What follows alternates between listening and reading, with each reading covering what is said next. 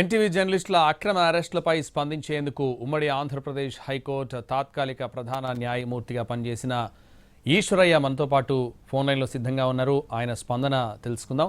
ఈశ్వరయ్య గారు నమస్తే. నమస్తేనండి. ఇప్పుడు freedom of speech and expression అనేది రాజ్యాంగం ఇచ్చిన ఫండమెంటల్ రైట్స్ లో ఆర్టికల్ 19 1A ఉంది. అందులో మీడియా మీద రెగ్యులేట్ చేయడానికి ఎన్నిసార్లు లా చేయడానికి ప్రయత్నం చేసినా కోర్ట్స్ కొట్టేసినాయి అవి. ఇప్పుడు ఓన్లీ నేషనల్ సెక్యూరిటీకి భద్రతకు లేకపోతే ఇటువంటి విషయాల మీద ఏదన్నా కథనాలు రాస్తే లేకపోతే మనకు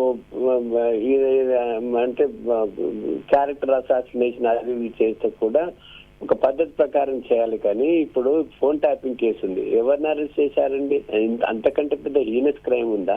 ఎన్ని స్కామ్లు జరిగినాయి ఈ రాష్ట్రంలో? ఎంతమందిని అరెస్ట్ చేసినారు? అది అంటే అక్కడేమో సెటిల్మెంట్ చేసుకుంటారా? ఇక్కడ పాపం జర్నలిస్టులు వాళ్ళకు అసలు చెప్పింది నిజమా కాదా తెలుసుకోవడానికి అరెస్ట్ లేకుంటే ఇన్వెస్టిగేషన్ చేసుకోవచ్చు కదా. ఒక సిట్టు నార్మల్ కోర్సులో కూడా చేసుకోవచ్చు కదా. దీనికి ఇంత high level commission, high level సిట్టుని పెట్టి ఈ రకంగా మరి అగమేఘాల మీద జర్నలిస్టుని అరెస్ట్ చేయడం అనేది ఇది ఒక డెమోక్రటిక్ కంట్రీలా ఇది తగిన ఇది కర్బ్ చేయడమే. Freedom of speech expression media యొక్క ఇండిపెండెన్స్ ని కర్బ్ చేయడమే.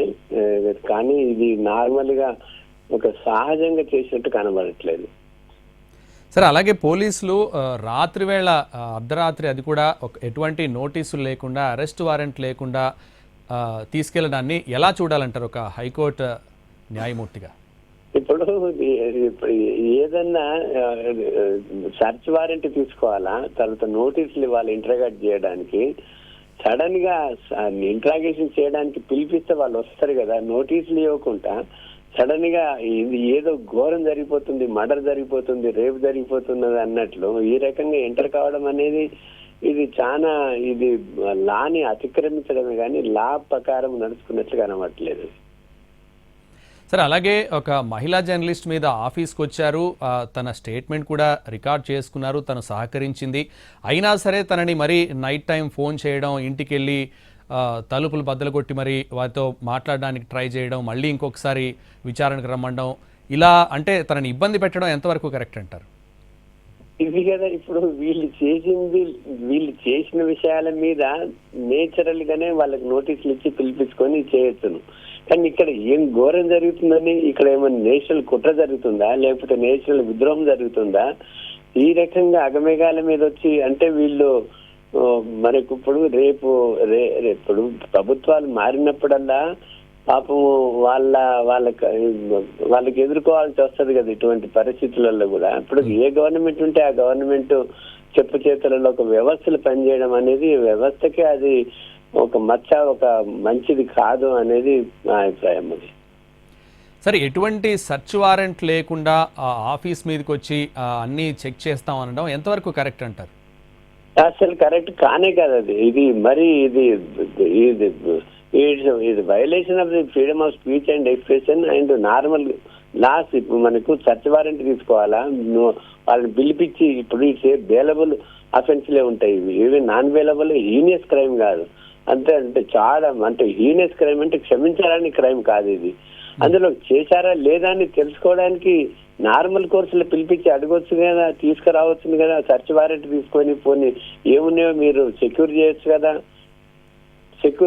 కలెక్ట్ చేయొచ్చు కదా ఎవిడెన్స్ ఉన్నది. దానికి అగమేయాల మీద ఇట్లా ఏమన్నా వీళ్ళు ఎవిడెన్స్ ని డిస్ట్రాయ్ చేస్తున్నారా? ఏం చేసినారని ఏముంది ఇందులో? అలాగే పండక్కి ఒక సెలవు మీద ఊరెళ్తున్న జర్నలిస్టులను కూడా ఏదో దేశం నుంచి పారిపోయే టెర్రరిస్టులాగా చూస్తూ అరెస్ట్ చేయడాన్ని దీన్ని ఎలా చూడాలంటారు సార్? ఇది తప్పు. నార్మల్ గా కేసు పెట్టి ఇన్వెస్టిగేషన్ చేసేదాన్ని ఒక సిట్ వేసి ఇది ఇప్పుడు ఎందుకో వీటి అన్నిటికీ సిట్ వేయలేదు. మిగతా ఎన్ని హీనస్ క్రైమ్ జరిగినాయండి.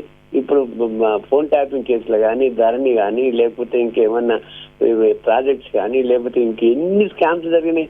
ఎందులోనన్నా ఎవరన్నా అరెస్ట్ చేసినారా? ఎందులోనన్నా ఈ రకమైన చర్యలు తీసుకున్నారా? అంటే అక్కడేమో సెటిల్మెంట్ చేసుకున్నారా?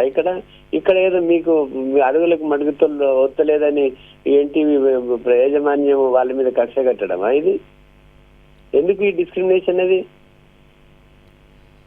సరే, ఇలాంటి కేసుల్లో సాధారణంగా పోలీసుల లిమిటేషన్స్ ఎంతవరకు ఉంటాయి? ప్రొసీజర్ ఎలా ఉంటుంది సార్? పోలీస్ లిమిటేషన్ కూడా క్వశ్చన్ చేయొచ్చు. పోలీస్ యాక్షన్ కూడా excessive action of any police officer can also be question in the court of law. వాళ్ళ యొక్క విధులన్నీ అతిక్రమించి చేసినప్పుడు ఖచ్చితంగా వాళ్ళకు ఇది విధులకు లోబడి తీసుకున్న చర్యలు కావు. విధులకు వాళ్ళ డ్యూటీస్ కి పవర్స్ కు ఎక్సెస్ చేసినది కాబట్టి వాళ్ళ మీద కూడా చర్యలు తీసుకోవచ్చు.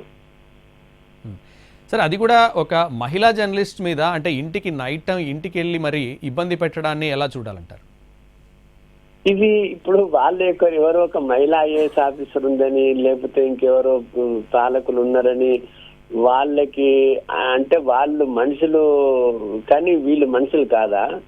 అంటే వీళ్ళకంతా ఏ రకమైన సమాజంలో వీళ్ళకి విలువ లేదా? అంటే ఈ రకమైన రెండు విధాలుగా చూడడం అనేది ఏ రకంగా సమర్థిస్తారు ఎవరైనా? సరే, అలాగే మీడియాతో మాట్లాడే టైం కూడా ఇవ్వకుండా హాస్పిటల్కి వైద్య పరీక్షల కోసం తీసుకెళ్తున్నప్పుడు కనీసం జర్నలిస్ట్ మాట్లాడే స్వేచ్ఛ కూడా ఇవ్వకుండా గొంతు నొక్కి మరీ తీసుకెళ్తున్న పోలీసులు తీరు చూస్తున్నాం. దీన్ని ఎలా చూడాలంటారు?